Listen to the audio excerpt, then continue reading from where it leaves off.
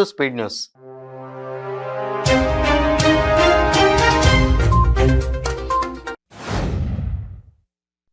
TRS పార్టీకి చెందిన 4 శాసనసభ్యులను 100 కోట్లతో కొనుగోలు చేయడానికి బీజేపీ పార్టీ ప్రయత్నం చేస్తుందని టీఆర్ఎస్ నేతలు అంటున్నారని టీపీసీసీ వర్కింగ్ ప్రెసిడెంట్ బట్టి విక్రమార్క అన్నారు. ప్రజాస్వామ్యం పైన ఏం జరుగుతుందో ప్రజలు గమనిస్తున్నారన్నారు. తరుణ్ నగర్ పోలీస్ స్టేషన్ పరిధిలోని కృష్ణవేణి క్యాంపస్ భవనంలో కొనసాగుతున్న ప్రభుత్వ బాలికల రెసిడెన్షియల్ పాఠశాల భవనం మీద నుంచి కింద పడి 9వ తరగతి విద్యార్థిని పంతం శ్రేష్టవి అనుమానాస్పద స్థితిలో మృతి చెందింది. భవనంపై నుంచి కింద పడి తీవ్ర గాయాల పాలైన విద్యార్థిని వెంటనే మలక్పేట ప్రభుత్వ ఆసుపత్రికి తరలించారు. రంగారెడ్డి జిల్లా రామచంద్రపురం కొల్లూరులోని ఓ ఫామ్ హౌస్లో పేకాట ఆడుతున్న 16 మందిని పోలీసులు పట్టుకున్నారు. వారి వద్ద నుండి 13 లక్షల స్వాధీనం చేసుకున్నారు. తెల్లాపూర్ మున్సిపాలిటీ కాంగ్రెస్ పార్టీకి చెందిన నాయకుడి ఫామ్ హౌస్గా పోలీసులు గుర్తించారు. తెలంగాణ రాష్ట్రంలో బీజేపీ పార్టీ ప్రజా వ్యతిరేక విధానాలను అవలంబిస్తుందని, డబ్బులు ఉంటే ఎవరైనా కొనుగోలు చేయవచ్చనే ఉద్దేశంతో బీజేపీ నాయకులు పనిచేస్తున్నారని చందానగర్ డివిజన్ కార్పొరేటర్ మంజుల రఘునాథ్ రెడ్డి ఆరోపించారు. తెలంగాణ వ్యాప్తంగా ఎమ్మెల్యేల కొనుగోలు అంశం దుమారం రేగుతోంది. ముఖ్యంగా టీఆర్ఎస్ బీజేపీలు తప్పు మీదంటే మీదంటూ పరస్పరం విమర్శలు చేసుకుంటున్నారు. మునుగోడు ఉప ఎన్నికల్లో ఓటమి భయంతోనే టీఆర్ఎస్ తమపై బురద జల్లుతోందని బీజేపీ ఫైర్ అవుతోంది. చోటుప్పల్ మండలం డి నాగరం గ్రామంలో మంత్రి వేముల ప్రశాంత్ రెడ్డి ఇంటింటి ప్రచారం నిర్వహించారు. డి నాగరం గ్రామ ప్రజలు కేసీఆర్పై ఉన్న తమ అభిమానాన్ని పాట రూపంలో పాడి వినిపించారు. ఎన్టీఆర్ జిల్లా మైలవరం నియోజకవర్గం విజయవాడ రూరల్ మండలం జక్కంపూడి కాలనీ బ్లాకుల్లో తెలుగుదేశం పార్టీ రాష్ట్ర ప్రధాన కార్యదర్శి మాజీ మంత్రి దేవినేని ఉమామహేశ్వరరావు పర్యటించారు.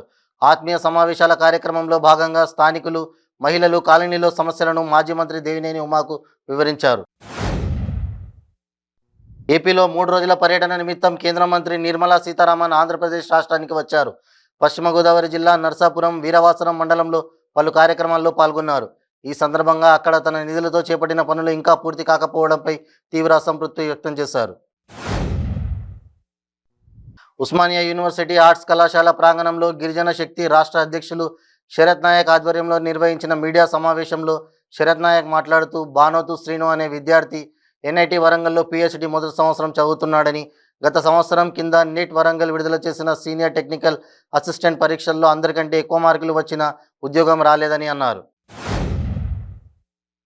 ముఖ్యమంత్రి జగన్మోహన్ రెడ్డి పాలనలో రైతులు, ప్రజలు అధోగతి పాలయ్యారని, వైసీపీ ప్రభుత్వం రైతు ప్రజా వ్యతిరేక ప్రభుత్వం అని మాజీ ఉప ముఖ్యమంత్రి పెద్దాపురం ఎమ్మెల్యే నిమ్మకాయల చినరాజప్ప, తెలుగుదేశం పార్టీ రాష్ట్ర అధికార ప్రతినిధి పిఠాపురం మాజీ ఎమ్మెల్యే SVSN వర్మ అన్నారు. నగరంలోని ఐఎస్ సదన్ డివిజన్లో బీజేపీ ఆధ్వర్యంలో సీఎం కేసీఆర్ దిష్టిబొమ్మ దగ్ధం చేశారు. ముఖ్యమంత్రి కేసీఆర్కు వ్యతిరేకంగా నినాదాలు చేశారు. మెటుపల్లి పద్మశాలి సేవా సంఘం తరపున మార్కండేయ మందిరంలో పట్టణ పద్మశాలి సేవా సంఘం అధ్యక్షుడు ద్యావనపల్లి రాజారాం అధ్యక్షతన మెటుపల్లి పట్టణ మరియు మండల పద్మశాలి కుల బాంధవులు సమావేశమైనాయి. ఇటీవల మునుగోడు ఎన్నికల ప్రచారంలో భాగంగా తూర్పు వరంగల్ ఎమ్మెల్యే సన్నపనేని నరేందర్ పద్మశాలీల మగ్గలపై కాలు పెట్టి పద్మశాలీల మనోభావాలను దెబ్బతీసిన ఎమ్మెల్యేను కఠినంగా శిక్షించాలని డిమాండ్ చేశారు. ప్రగతి భవన్ కేంద్రంగా టీఆర్ఎస్ ఎమ్మెల్యేల కొనుగోలు డ్రామాకు తెరలేపిందని విమర్శిస్తూ జగిత్యాల జిల్లా మెట్పల్లిలో పట్టణ BJYM బీజేపీ ఆధ్వర్యంలో పాత బస్టాండ్ వద్ద సీఎం కేసీఆర్ దిష్టిబొమ్మను దగ్ధం చేశారు. టీఆర్ఎస్ పార్టీ ఎమ్మెల్యేలను కొనుగోలు చేసేందుకు ప్రయత్నించిన బీజేపీ పార్టీ వైఖరిని ఖండిస్తూ సంస్థ నారాయణపురం మండలం మరిబాయి తాండా గ్రామ పంచాయతీలో టీఆర్ఎస్ నాయకులు, యువత, పార్టీ శ్రేణులతో కలిసి మంత్రి సత్యవతి రాథోడ్ ప్రధాని మోడీ దిష్టిబొమ్మను దగ్ధం చేశారు. సిద్దిపేట జిల్లా కేంద్రంలో టీఆర్ఎస్ పార్టీ ఎమ్మెల్యేల కొనుగోలుకు తెరలేపిన బీజేపీ తీరును నిరసిస్తూ సిద్దిపేట టీఆర్ఎస్ పార్టీ ఆధ్వర్యంలో బీజేపీ ప్రభుత్వం, మోడీ, అమిత్ షాల శవయాత్ర నిర్వహించారు. సిద్దిపేట మంత్రి క్యాంప్ కార్యాలయం నుండి బ్లాక్ ఆఫీస్ చౌరస్తా వరకు టీఆర్ఎస్ శ్రేణులు శవయాత్ర నిర్వహించారు. ప్రజల చేత ఎన్నికైన ప్రభుత్వాలను కూల్చే కుట్రలతో కేంద్రంలోని బీజేపీ ప్రభుత్వం ప్రజాస్వామ్యాన్ని ఖూనీ చేస్తుందని రాష్ట్ర పశుసంవర్ధక, మత్స్య, పాడి పరిశ్రమల అభివృద్ధి, సినిమాటోగ్రఫీ శాఖల మంత్రి తలసాని శ్రీనివాస్ యాదవ్ ధ్వజమెత్తారు. ప్రజలు ఎన్నుకున్న ప్రభుత్వాలను కూల్చడమే బీజేపీ లక్ష్యమా అని ప్రశ్నించారు. చౌటుప్పల్ మండలం డి నాగరం గ్రామంలో కేంద్ర ప్రభుత్వ దిష్టిబొమ్మను మంత్రి వేముల ప్రశాంత్ రెడ్డి స్థానిక టీఆర్ఎస్ శ్రేణులతో కలిసి దహనం చేసి నిరసన వ్యక్తం చేశారు.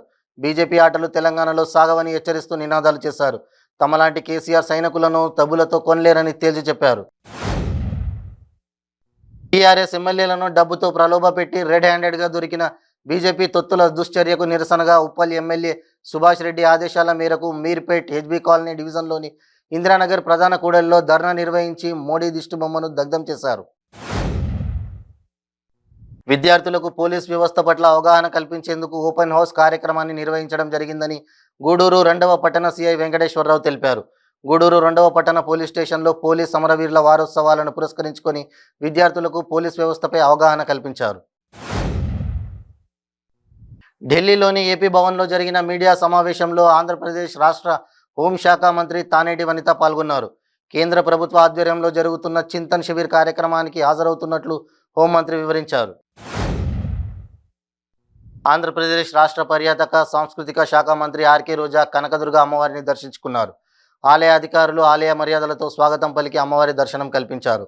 గాజుల అలంకరణ మహోత్సవ విశేషములను మంత్రికి ఆలయ అధికారులు వివరించారు. విశాఖ గర్జనకు అధిక బలంతో జన సమీకరణ చేశారని జనసేన కార్పొరేటర్ పీతలమూర్తి యాదవ్ విమర్శించారు. పవన్ కళ్యాణ్ బీచ్ను కూడా సందర్శించకుండా నిర్బంధించారని, గర్జన విజయవంతం చేసేందుకు తమ అధికారాన్ని అడ్డం పెట్టుకుని మహిళలను తరలించారని మండిపడ్డారు. పార్వతీపురం మన్యం జిల్లా కురుపాం మండలం మొండెంకల్ ప్రభుత్వ ఆసుపత్రి సమీపంలో గల మలుపు వద్ద బైక్ను తప్పించబోయే ఆటో బోల్తా పడింది. ఈ ఘటనలో డ్రైవర్తో పాటు 6గురికి తీవ్ర గాయాలయ్యాయి.